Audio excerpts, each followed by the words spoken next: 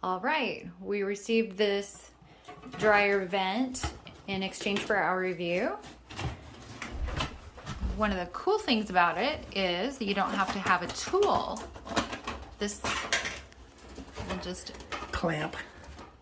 okay, the clamp, I guess that is what it's called, will just twist. So that's kind of nice. You just attach it there and to the wall and you're good.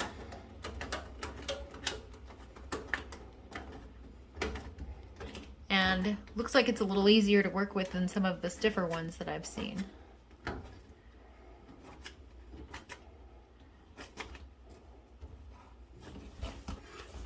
There we go.